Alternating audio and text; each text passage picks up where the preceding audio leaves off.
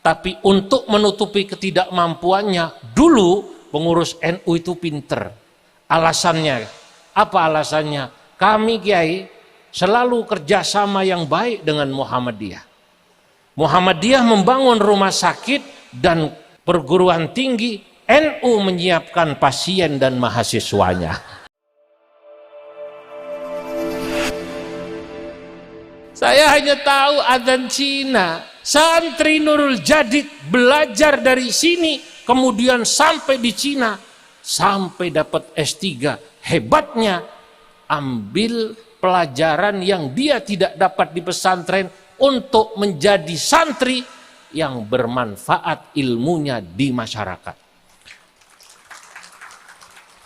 Karena ketika di Cina, setahu saya dia belajarnya ekonomi, belajarnya kimia, belajarnya teknik. Yang ini santri-santri memang seringkali suka melupakannya. Dulu NU Kiai itu memang ketinggalan dari saudaranya Muhammadiyah. Itu kenapa Muhammadiyah dulu punya rumah sakit banyak, punya perguruan tinggi banyak. Betul apa tidak? NU tahun 80-an, 90-an begitu. Pengurus NU belum mampu bikin perguruan tinggi, belum mampu bikin rumah sakit. Tapi untuk menutupi ketidakmampuannya, dulu pengurus NU itu pinter. Alasannya, apa alasannya? Kami Kiai selalu kerjasama yang baik dengan Muhammadiyah. Muhammadiyah membangun rumah sakit dan perguruan tinggi, NU menyiapkan pasien dan mahasiswanya. Itu alasan mengurus NU zaman dulu. Tapi alhamdulillah, sekarang ini seiring pondok-pondok pesantren di bawah Nahdlatul Ulama sudah mulai tadi mengembangkan pendidikannya yang luar biasa. Tidak semuanya jurusannya fikih dan usul fikih. Tidak semua jurusannya tafsir dan ilmu tafsir. Tidak semuanya jurusannya hadis dan ilmu hadis, tasawuf. Tapi sekarang pesantren-pesantren ada Ma'had Ali, ada universitas, termasuk di Nurul Jadid, betul?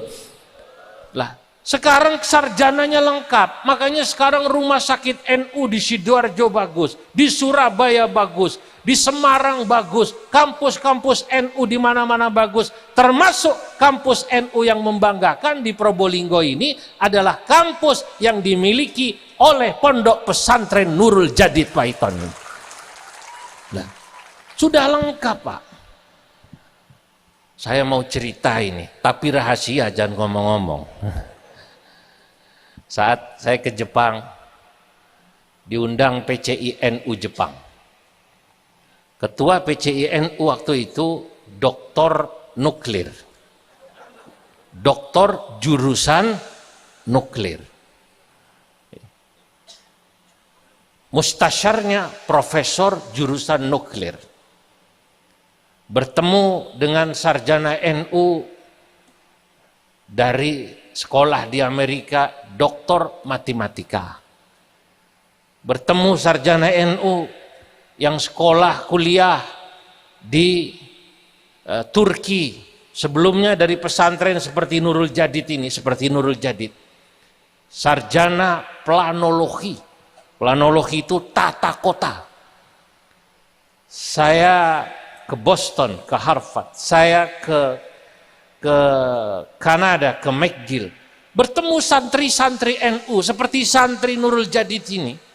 Tapi di sana kemudian Masya Allah jurusannya luar biasa Kiai. Ada yang jurusan tambang, ada yang jurusan fisika. Intinya kalau dulu NU itu surplus sangat banyak santri-santri yang jurusannya agama, atau santri-santri jurusan syai'ul lillahi lahumul Fatihah. Nah, kalau ada orang dulu ditanya kuliah di mana? UIN. Dulu IAIN. Kuliah di mana? UIN. Jurusan tafsir, jurusan syariah, jurusan usuluddin. Intinya ini sarjana syai'ul lillahi lahumul Fatihah. Sekarang alhamdulillah santri NU semenjak keberadaan pesantren-pesantren seperti pesantren Nurul Jadid Paiton ini, kita sekarang lengkap. Sarjana Syekhulillahul Fatihahnya banyak, yang menelurkan kiai-kiai seperti Kiai Musli Adnan, alhamdulillah, tapi juga sarjana-sarjana yang siap pakai di seluruh kehidupan manusia, ya, yang dibutuhkan oleh masyarakat semua ada.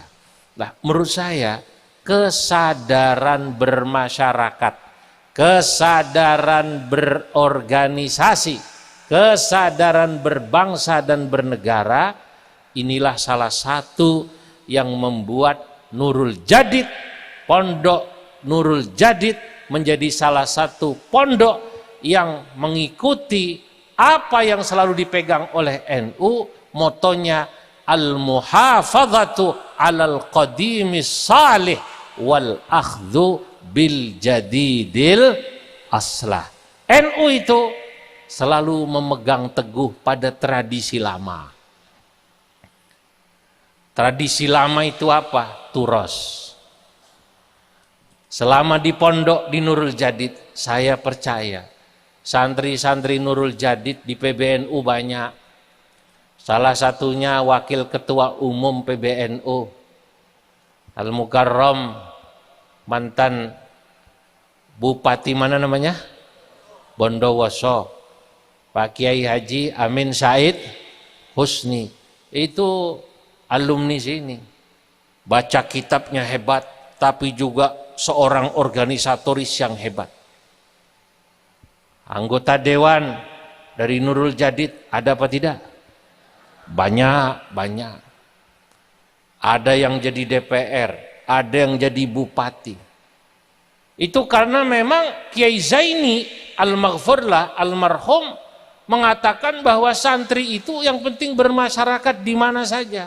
Jangan kemudian berpikir menjadi politisi itu jelek, tidak. Sebab kalau kemudian politisi-politisi yang baik, alumni-alumni pesantren tidak ingin menjadi politisi maupun bupati yang baik, nanti yang jadi anggota DPR, yang jadi politisi adalah politisi dan anggota DPR yang tidak baik, saudara-saudara. Oleh karenanya kalau ada, kita dorong. Saya setuju, yang penting ketika menjadi politisi tetap memegang teguh ajaran pesantren. Setuju? Nah, zaman sekarang ini kadang-kadang ada orang yang sudah mulai lupa sama ajaran pesantren. Sebab yang namanya kalau sudah masuk dunia semacam itu, kalau tidak kuat Pak repot. Cuman karena dia dulu pernah di pesantren, banyak helahnya Kiai. Banyak apa namanya? Helah. Kalau ditanya dapat sumbangan uang. Ada bahkan seorang ustadz kiai dapat bantuan atau uang dari politisi. Pak Kiai, itu bantuannya halal apa tidak? Oh, uang itu kalau masuk ke rumah Kiai insya Allah halal. Loh kenapa Kiai? Karena uangnya sudah masuk Islam, Bib.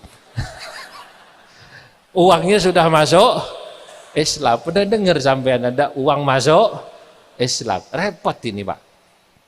Nah, tapi saya percaya masih banyak orang-orang yang baik. Dan ini harus diisi daripada nanti diisi orang-orang yang buruk.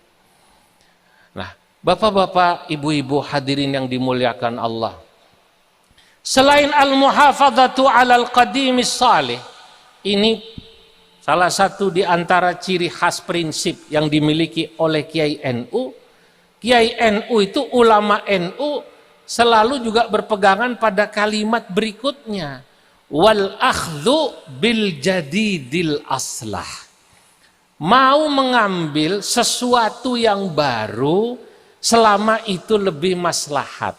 Itulah kenapa cara berfikirnya ulama NU, fikrahnya ulama NU itu dinamis, progresif.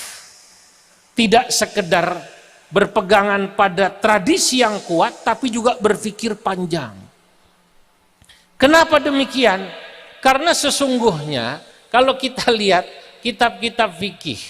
Kitab-kitab fikih kita itu ulama kita luar biasa. Ada masalah-masalah yang sudah waqi' dibahas. Sudah terjadi dibahas. Itu dibahsul masailkan. Sudah terjadi dibahas.